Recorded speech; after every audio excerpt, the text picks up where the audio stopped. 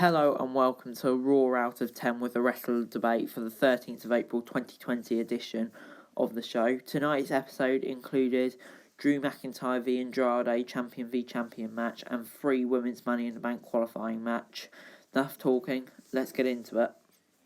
So the show started with a video package about Drew McIntyre winning the WWE Championship from Brock Lesnar at WrestleMania, and then Drew came out and cut a promo thanking the audience, who were all there, packed crowd as ever, for watching and noting the positive reception to his WWE Championship win. After commentating a highlight video of his defeat of the Big Show, he invited wrestlers to challenge him, and US Champion Andrade entered with Zelina Vega, who brought up when Andrade beat McIntyre for the NXT Championship. McIntyre challenged Andrade to a Champion v Champion match, and Andrade accepted. Good start to Raw this, enjoyed the promo. Zelina's good as ever, Drew's good as ever. Solid start, I'm going to give it a 7. Next up we had our first Money in the Bank ladder match qualifier for the women, and Asuka defeated Ruby Riott by submission. Quick match this. Good to see Asuka finally getting some sort of push. She probably will be one of the favourites for the Money in the Bank ladder match. Expected result, but I would like to see Ruby Riott given a bit more time. So for this reason, I can't give it more than the average 6 out of 10. Next up, we got MVP from the VIP Lounge announcing 3 Money in the Bank qualifying matches for the men next week, which were Rey Mysterio v Murphy, Aleister Black v Austin Theory, and Apollo Crews v MVP. Easy for me to say. Not going to give this a grade. Pretty average segment. MVP is always a bit of a laugh. Although I am a bit intrigued that MVP and Apollo Crews have been paired together. I didn't think either of them were getting. But shock is on the card, as I should imagine, even though I doubt they'll win. Not going to grade it. Moving on. Next up, we got Aleister Black defeating Oney Lorcan after a black mass. Another quick match here, and it's a shame really to see Oney Lorcan brought up for literally no reason, even though they said they weren't going to do this anymore. But it is good to see Aleister Black finally getting some sort of push, and he'll probably be up there with one of the favourites for the men's Money in the Bank ladder match at the Money in the Bank pay-per-view. Can't give it. I'm struggling because it's good for one wrestler, but on the other hand, it's really bad for another. I'm just going to give it an average 6. Next up, we got a video package with the highlights of Becky Lynch's match against Shayna and Baszler at WrestleMania, which was followed by Lynch coming out to cut a promo on Shayna Baszler and all the participants in the Money in the Bank ladder match. Very good as normal. I'm going to give this a 6.5 out of 10.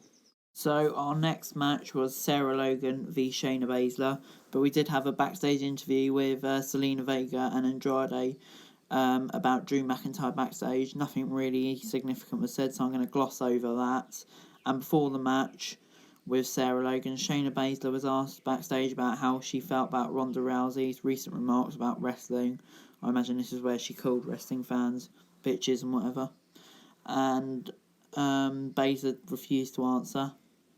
And we moved into the Money in the Bank ladder match, where Sarah Logan actually defeated Shayna Baszler, but it was obviously by disqualification after Baszler injured Logan by stamping on her arm, and the match was thrown out. Commentary discussed that it looked like the win should have been given to Baszler rather than Logan. So I imagine what will happen is Logan gets written off and Baszler goes into the Money in the Bank match. I'm two minds about this. I would have liked to see Shayna Baszler have a proper match after WrestleMania, but good to see her on her distraction. But for some reason, it just didn't really feel right, so I'm going to give it a 5.5 out of 10.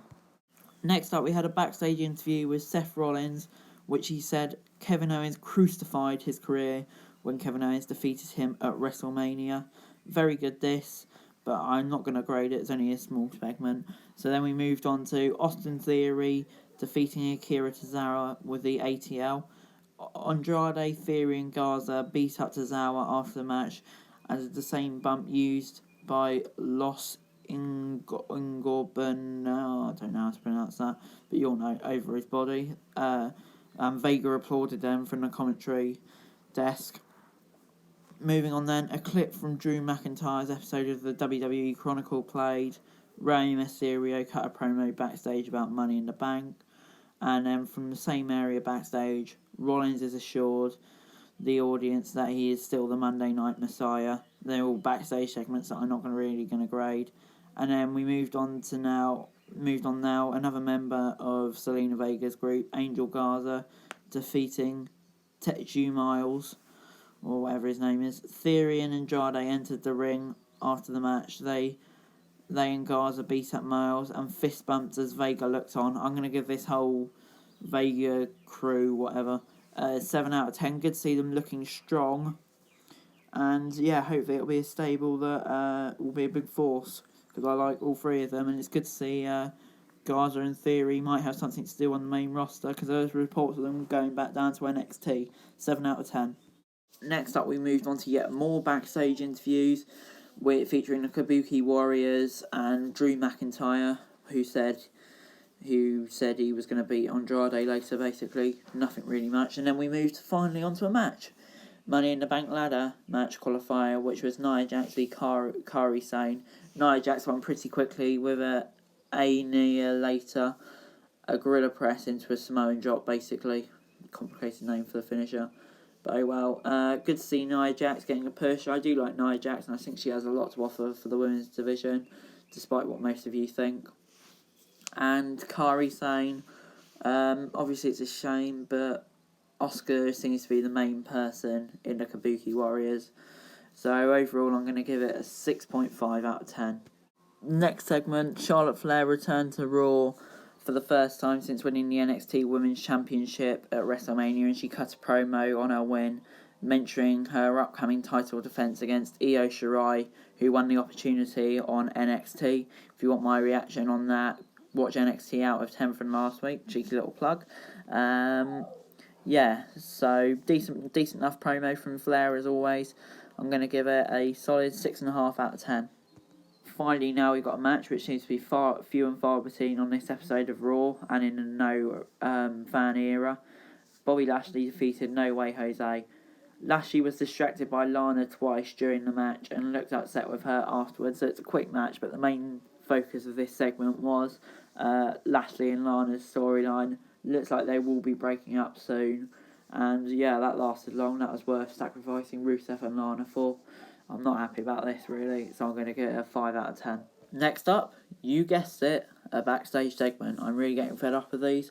Seth Rollins told the camera tonight he would stomp out all doubts, whatever that means. You'll find out later what it means if you continue watching to the end of the video. Please do. Thank you. But finally, we moved on to a match. Or finally, there's only a quick backstage segment, but you get my point. The Viking Raiders v Ricochet and Cedric Alexander. And the Viking Raiders actually won, which I was surprised about. It was a pretty good match. But I would have thought Cedric Alexander and Ricochet, a newish tag team, would demolish the field, although it is a big win for the Viking Raiders. Not much else to say really about this match. I'm going to give it a 6 out of 10. Finally, we had our last backstage segment of the night, which was Street Profits and Bianca Belair talking about the Viking Raiders, with Belair telling the Raw Tag Team Champions to get more serious about their challenges. I didn't mind this actually. Belair getting more TV time and putting Viking Raiders, who obviously wants to be pushed, over. And then we moved on to our main event at last, which was WWE Champion Drew McIntyre v United States Champion Andrade, and it was the WWE Champion Drew McIntyre who won, pinning him after a competitive match with constant interruptions by Garza and Theory with a Claymore kick. I'm giving the match overall a 7, but that's not going to be my overall grade, because after the match, Seth Rollins stomped McIntyre and stood over the WWE Championship and then curb stomped him again to end the episode. Overall, I'm going to give this segment a 7.5 out of 10. Love Rollins coming out, and I'm presuming he'll challenge McIntyre at Money in the Bank. Although, does Rollins really deserve it? Kevin Owens must feel a bit hard done by, considering he beat Rollins at Mania, so it doesn't really make too much sense. But it's good enough, so I'm going to give it a 7.5 out of 10. Okay, so overall, Raw was a pretty good show with pretty good segments, but I just didn't like the amount of backstage promos there were. The show just didn't really flow properly, which I suppose you can expect with a backstage segment, but for that reason, I can't give it more than a 6, despite the good segments featuring Drew McIntyre and Andrade, and we got to know what was going on in the Money in the Bank ladder matches. So I'm going to give it a harsh 6 out of 10, or a 6.5 out of 10. But because I mean, I'll give it a 6 out of 10. That's all for today. Thank you very much for watching. Let me know your thoughts in the comments below. Remember to like, share and subscribe.